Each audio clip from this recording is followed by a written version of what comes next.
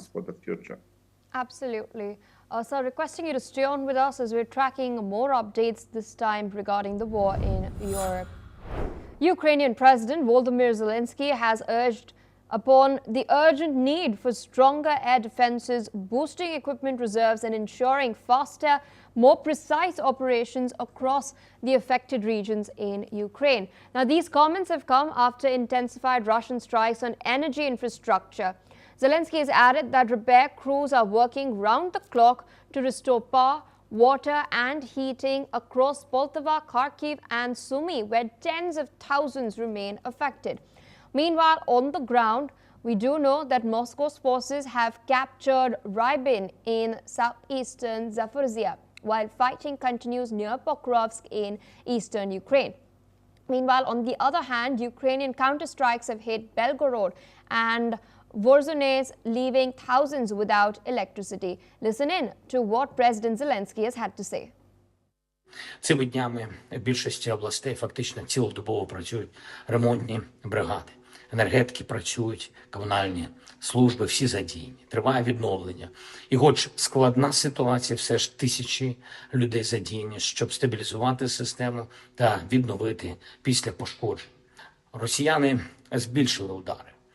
Збільшили свою ударну силу, використовують в ударах більше балістики. Це означає для нас потребу у більшій ППО, більших резервах обладнання і більш чіткій та оперативній роботі в регіонах.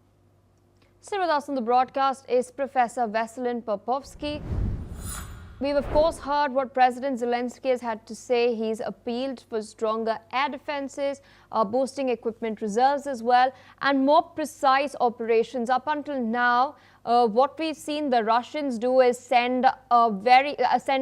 and conduct pincer operations by sending groups of about 2 to 3 or 4 to 5 of their soldiers in order to encircle different areas. They've used this, in fact, as they claim, to encircle Pokrovsk as well. Pokrovsk has not fallen till now. It's of course a very important logistical hub for Ukraine as well, and it's a path as well that leads up to northern Ukraine too.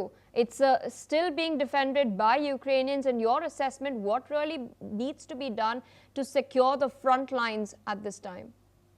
Well, obviously, Zelensky is absolutely correct. He demands more weapons, more equipment, more air defense system, especially seeing those hits on electrical infrastructure. It's very important to bring more systems.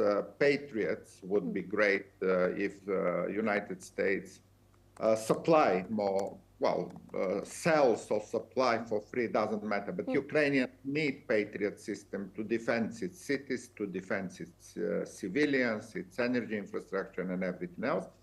On the battlefield, not much of a change. We see Pokrovsk is a battlefield for 14 months now. I'm questioning which army in the world will spend 14 months to capture small to middle-sized town as Pokrovsk, and that's the answer, very obviously, rhetorical question. Only the Russian army in the world possibly will fight 14 months for a small city like Pokrovsk. Ukraine is defending it very well. There is no encirclement whatsoever.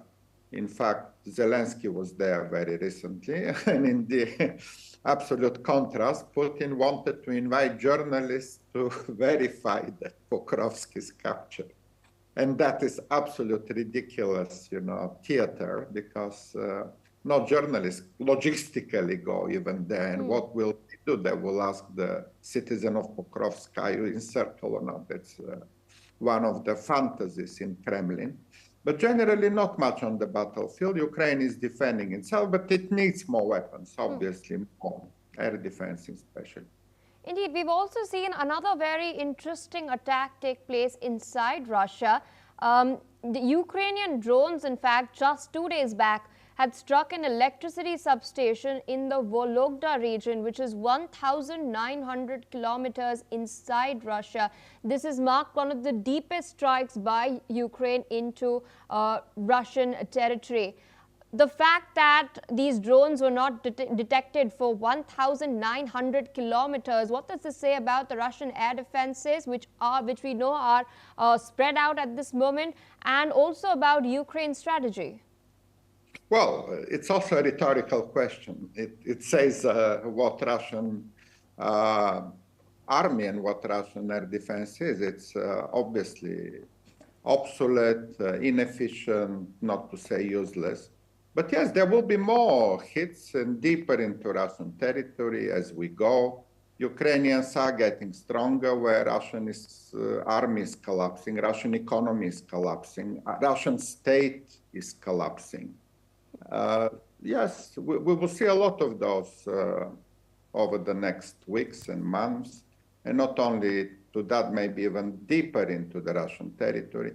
Absolutely, that's one direction here, that Ukraine is getting stronger.